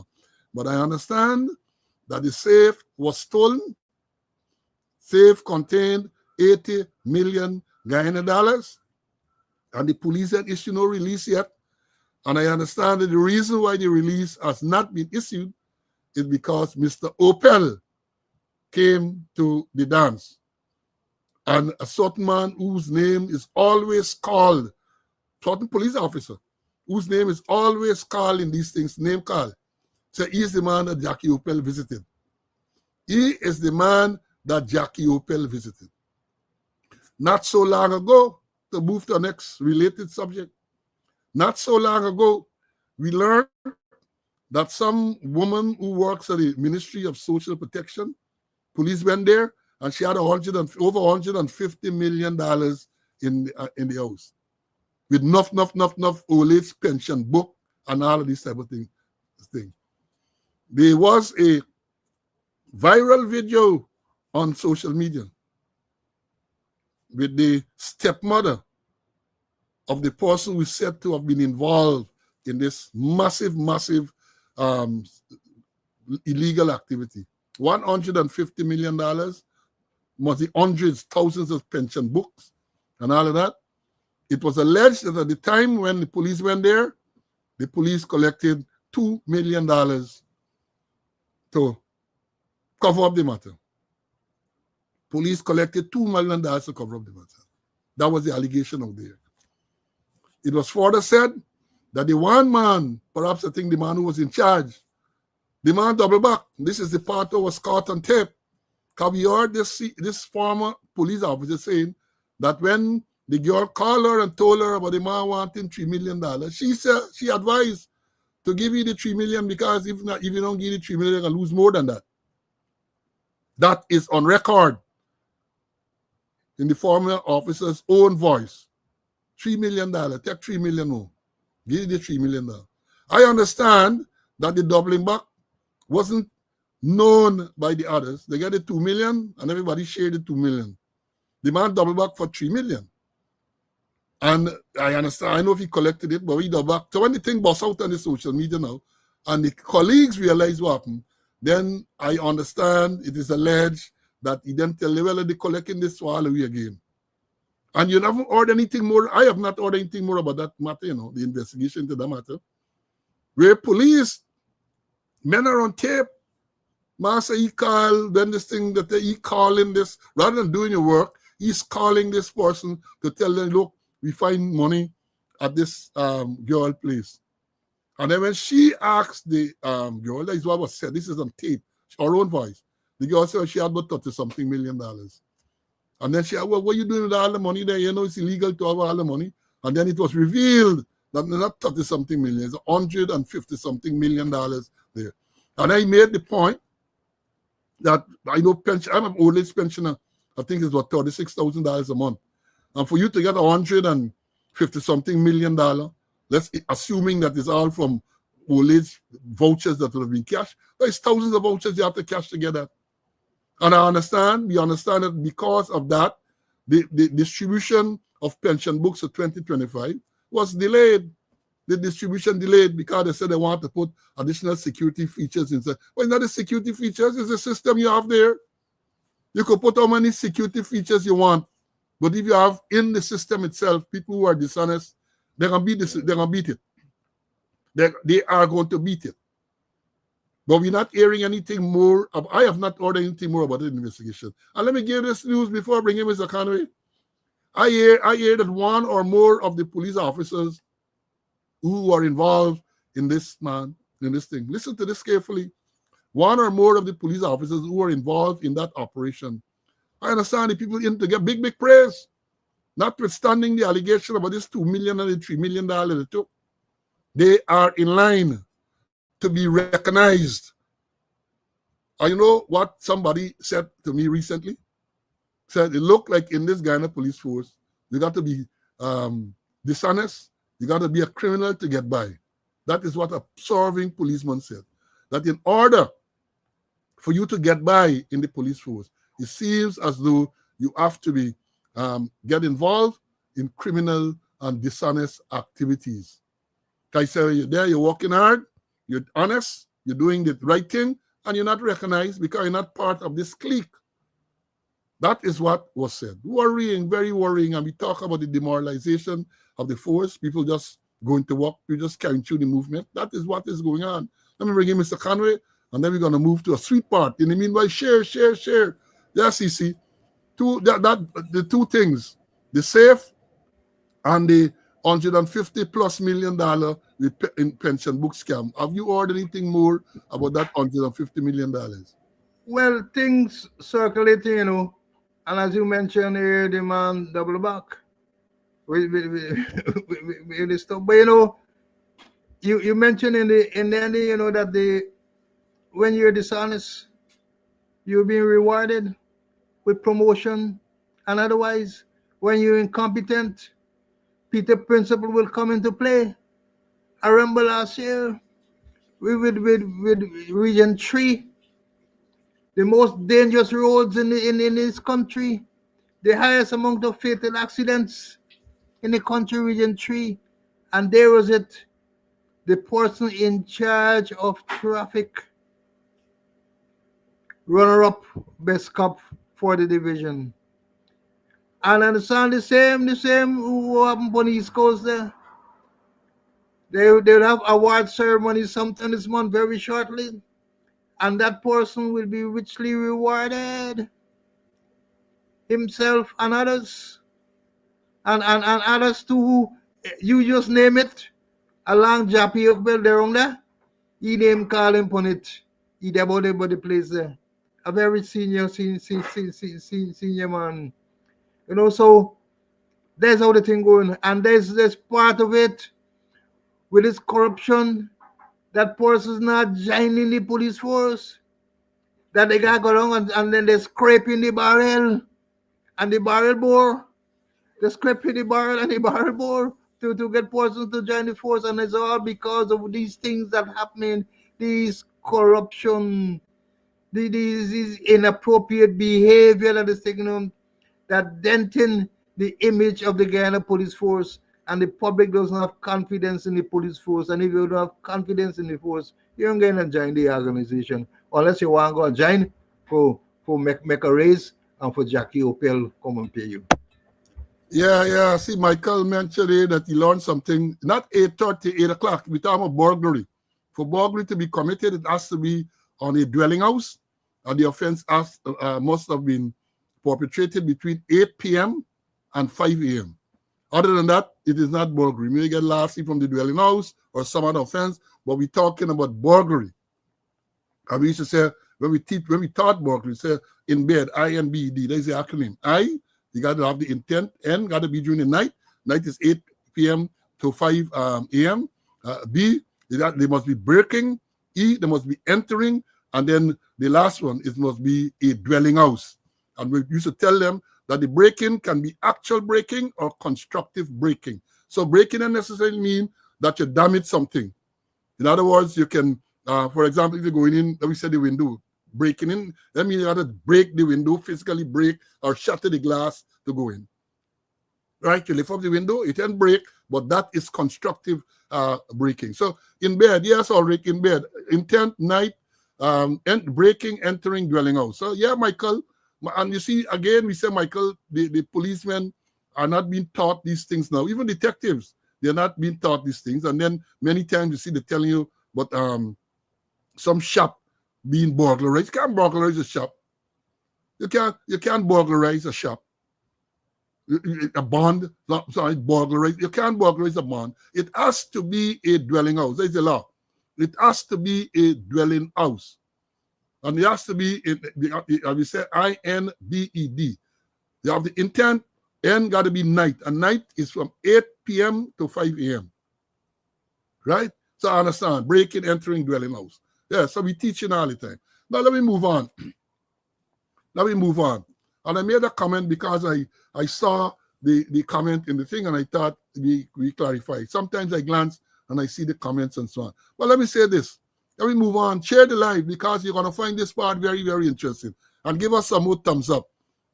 We are talking here about what I believe based on what I read and what I heard is the president is bent on appointing Clifton Ikin as commissioner of police. And I would not be surprised if it happened shortly. And let me tell Big Smith that me blood pressure going to go up over it. But Guyanese, you got to know what you're getting. Let me understand this. I want you to know if Ikin is appointed as commissioner. I just want you to know what you're getting. So it then affected me personally. I have nothing personal in this thing. But I'm a Guyanese. I'm a patriotic Guyanese. My service proved that. And I want you all to know what you're getting. So here it is. The question to be asked is why? Why? This man, they're bent on appointing Ikin as the commissioner of police. Why? I don't have the answer. I know why he should not be appointed. But I don't have why they are. Because first of all, the man passed retirement age. The man has passed retirement age. The opposition, the leader of the opposition, has said clearly that he's not supporting the appointment. Nandalal come out and advise the president that nothing wrong with appointing him even though he passed retirement age. And I say, well, that is not going to be the first Ramgoat advice that the Attorney General gave to the president. He gave the president advice back in 2021 that it was okay for him to suspend the Police Service Commission in the absence of the Judicial Service Commission.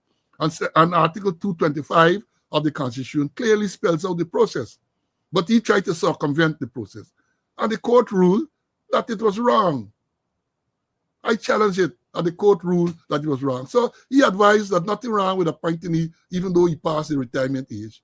And a lot of experts, John, Gulsaran, even articles, editorial in the Starbuck News, said that it is wrong, it's going to be illegal, it's going to be unconstitutional, and it should not happen. But I understand that notwithstanding all of that, President decided that he going to appoint Ikin as Commissioner of Police. Now, let me say this. When you look, we don't have time to show you all of this today, but I promise you, on the next program, maybe Monday, I'm going to show you what I'm talking about, the response by the Commissioner of the Bahamas. Recently, a senior officer in the Bahamas Police Force was arrested in Miami and arraigned for criminal charge, including drug trafficking and so on, arraigned. The commissioner from Bahamas came out. I have it here. I don't have time. It's a long, well, not long. It's about 15 minutes long, and we don't have time to play it all here now. But maybe we're gonna play a part. The man came out with a statement to address the issue. In Guyana, you have the man in charge of admin, Brutus, facing 252 criminal charges, ranging from money laundering, lastly by public officer, misconduct in public office, conspiracy, 252. Not a word from the same commissioner. And the question is why? Because I have said, and I repeat here for emphasis, that when you read some of the particulars of the charges against Brutus, I ask the question, how can the Commissioner of Police not be complicit or negligent in this whole thing? For example, one of the charges alleged that the police finance officer, Bharat Prasad Superintendent, was instructed to write 2 checks from the Police Central Welfare Fund, totaling something like $13-point-something million to Brutus. And he went there and he did that. Another charge alleged that the person in charge of the police consumers co-op was instructed to write 2 checks, one for $60 million, ostensibly to repair the building. It is alleged that she was told that the check must be written on her name. She was to encash the check and hand over the cash to Brutus, which she did. No repairs were done. You want to tell me all of these things going on, the misconduct in public office, all these things going on, under the nose of the commissioner? Because if you don't, our headquarters is configured. At the top flat there, the commissioner's office is at the easternmost end, and the man in charge of admin is down at the west end. Well, you just get up and you walk and you go across. How in heaven's name, 252, all of these crimes are committed right there, and you want to tell me this commissioner of police and know what's going on? You want to tell me you know? You have a case where the same man who sits there as commissioner of police writes in a statement that he has a policy where he encourages businessmen and stakeholders and friends to contribute to occasions, weddings and anniversaries. And he last year got $8.5 million from a businessman. He counted 8.5. This is his own statement. $8.5 million. He counted. Tell me how there is not misconduct in public office. And that statement was written to exonerate Brutus, because when he deposited $46.4 million in the bank, and which triggered a suspicious transaction report, he wrote that statement to say, well, yeah, Brutus said this $46.4 million was wedding gifts, You get reward and so on during the Christmas period, incentive on this, everything, $46.4 million. And the statement that was written by Ikin was to support that, yes, these things may have occurred. He's supporting that. And it is said that on the basis of that statement, on other statements, the investigation into that $46.4 million was concluded. You want to tell me that is not perverting the course of justice? Instead of being promoted, this man should be investigated and charged.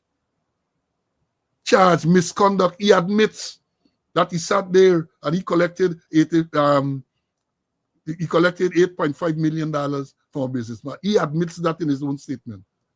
And then the vice president, I have it here. Now, what time is it? Now I get time to play today.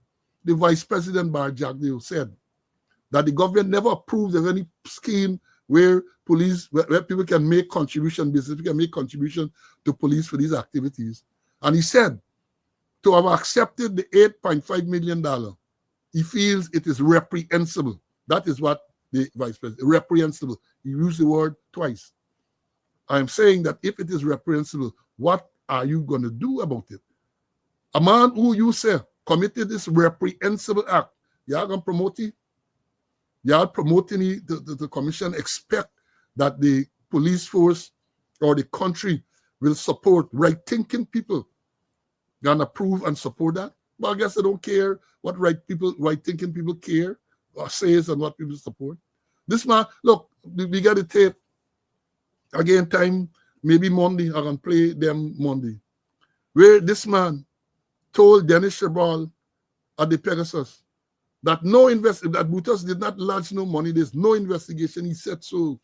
It's on tape, his own voice. This is not AI.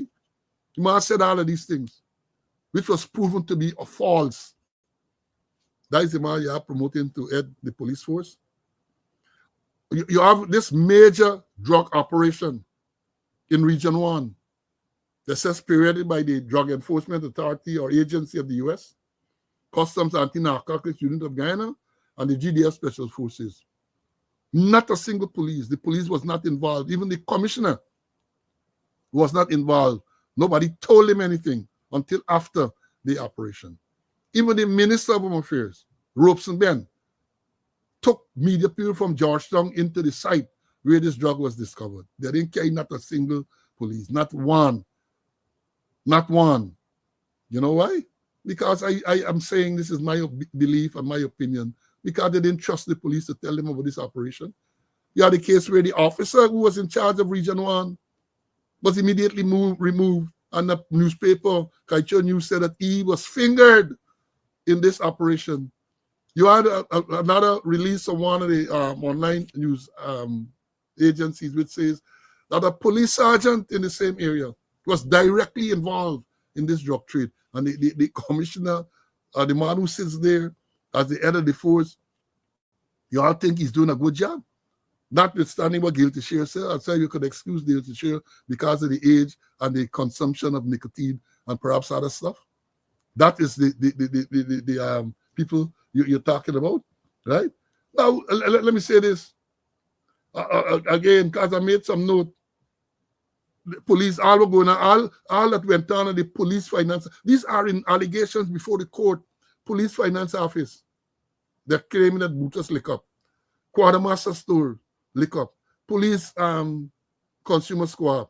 All of these are agencies of the force. Are you telling me that this man is doing such a fantastic job that notwithstanding all of that, he's suited for the post of commissioner? And somebody tell me, somebody said, because birds of a feather flock together. That is why a man with all that baggage, everything that point in the direction to say that the man shouldn't even be there now. As I've said, based on the statement, that one statement alone that he made, that he took $8.5 million from a businessman to finance the wedding of Boutos. That, in my mind, is misconduct in public office. And if you're charging Boutos of misconduct in public office for other stuff, why is he not charged as well? Why is he not charged as well? Then you have more incompetence. I understand that up to now, The two sergeants who were charged, Buta's driver, and this female charge, Bramel charge, up to now they're not interdicted. And it's he has to interdict those persons. He has to interdict them. In the case of Brutus, Police Service Commission, up to now. Up to now. And you want to tell me, with all that is happening, I ain't got time to talk about the accidents on the road today.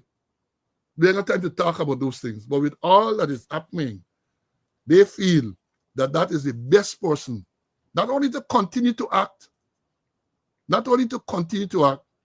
but to be confirmed in that position. You got to be kidding me. That got to be the biggest joke. Let me bring in Mr. Conway, and then we're gonna move on. See, well, well, as I said, I understand that they are intending to promote the kin to the position of commissioner, to seize the acting, and then he can be substantive commissioner. What are your views, my brother? I wouldn't be surprised, I wouldn't be surprised, because I could recall when he was banished to look at, to monitor Venezuelans in Region 1, 7, and 8. He went to Ministry of Citizenship, I think, under Winston Felix. And he told me personally that the Granger administration is a one-term administration. And Jack Diotelli, when they win the election, they're going to make him commissioner. They made him commissioner. And he subsequently told he had a meeting with all the deputy commanders. And he said that Jack Diotelli, the president told him that they would extend him until after election. You hear me? They will upper the words, until after election. And things happening, and he not saying anything. Jack Dio, the second vice president, said that the man conduct is reprehensible. And so far they do nothing but it. So maybe Jack Dio now is reprehensible. So many things happening. You mentioned to interdict two sergeants. We're so hard about that. What is preventing it? And then the ungodly chairman of the Police Service Commission can interdict Brutus. 252 charges. 252 charges before the court. He doesn't have to wait for the commission to write anything. It's public knowledge. But no. And let me just, you might play the tape over the Bahamas Prime Minister, but let me give you an appetizer, because I listened to it and I wrote down one thing he said. Here we say, any officer implicated in wrongdoing will face the appropriate consequences. There will be no shield of protection for those who tarnish the honor of this uniform. Go with.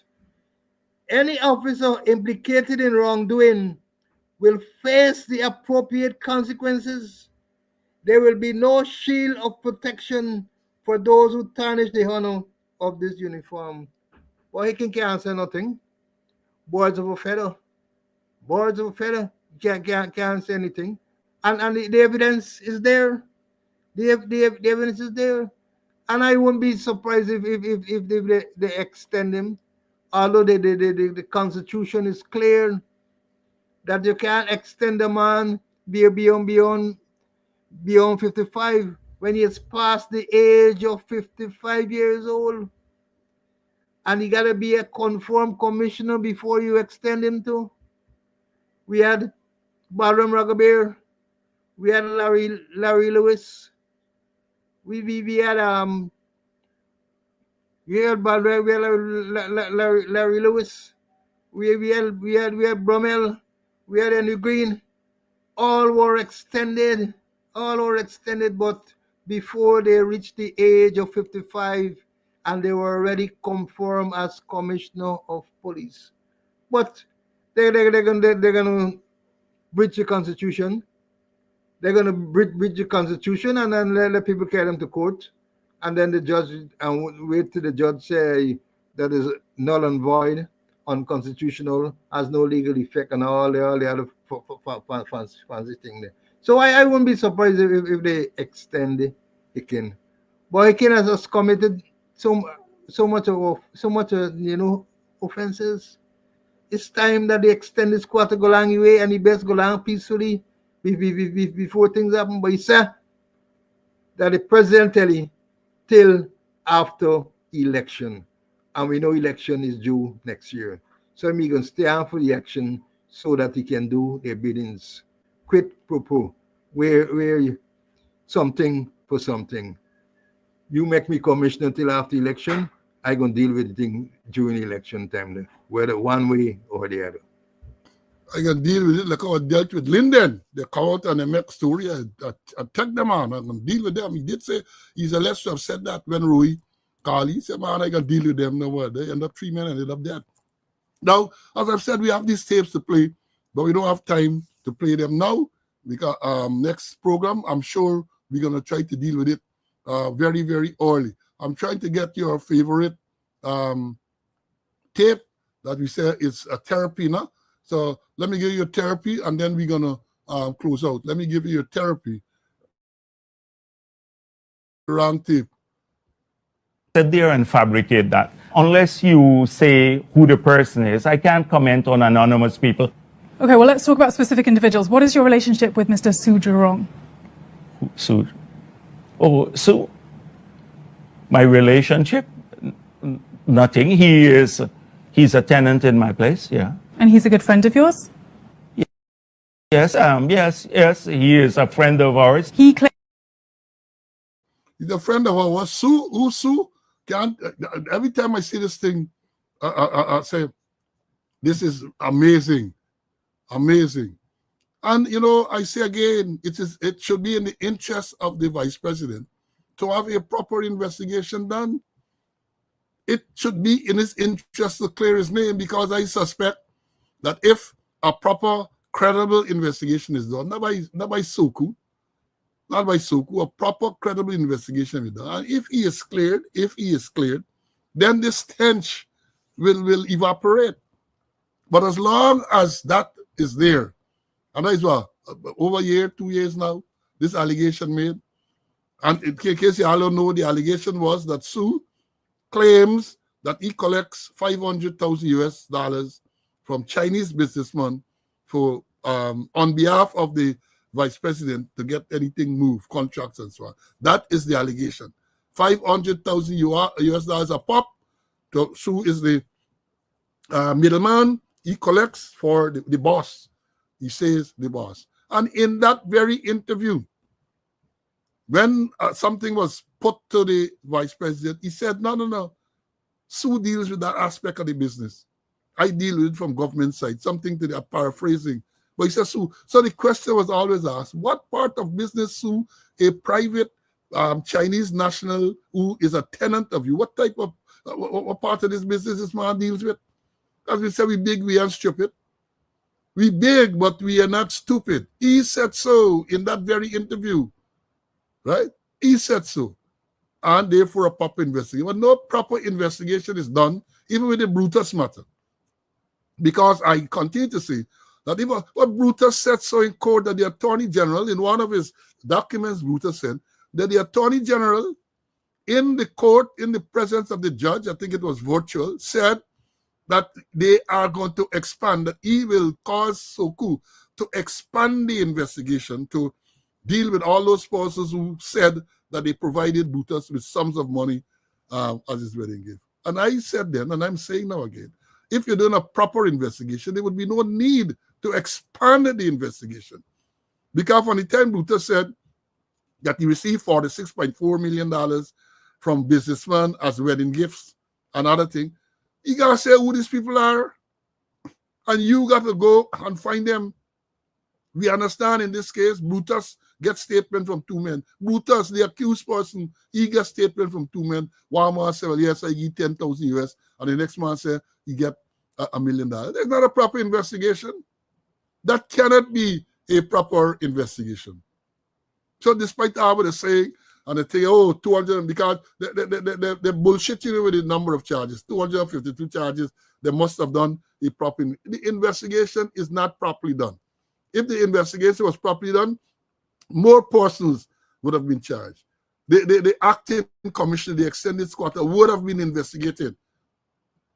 E2 would have been made to say a lot of things, especially with that statement that he wrote about the $8.5 million. He would have been made to answer how all of these things could have been going on under you. Where you been? Where were you?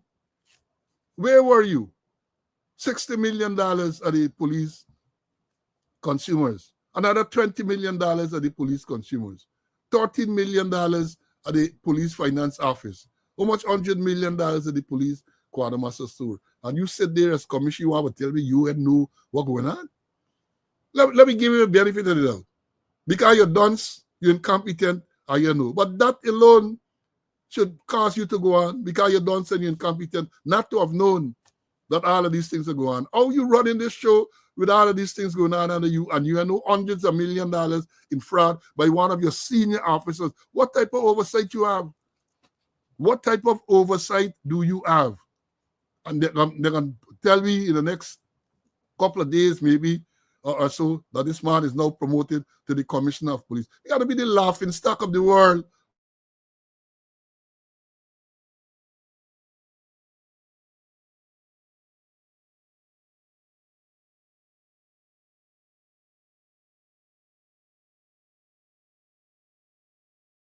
Not only the Caribbean, I have Caribbean friends who had some internet issues just now, the bubble. I guess, well,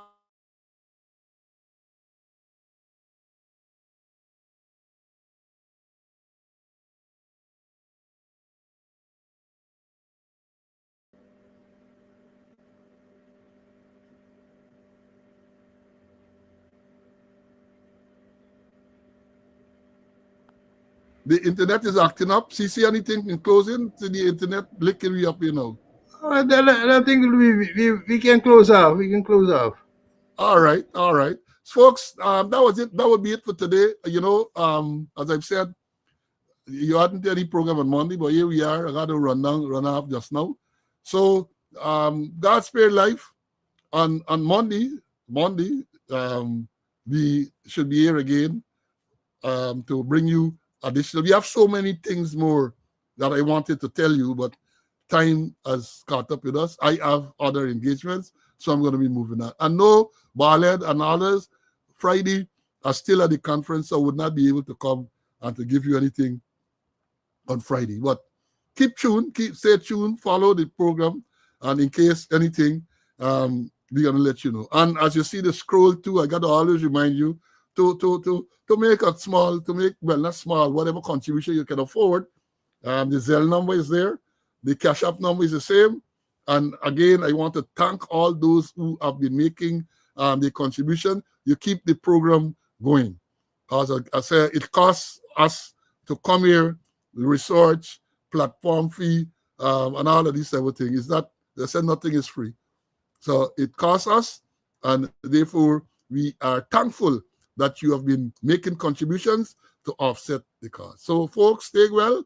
And as I said, if all goes well, we'll come here again next Monday, Monday coming, to bring you another episode of Speaking Out, Exposing Corruption and Incompetence. Until then, stay well. Bye.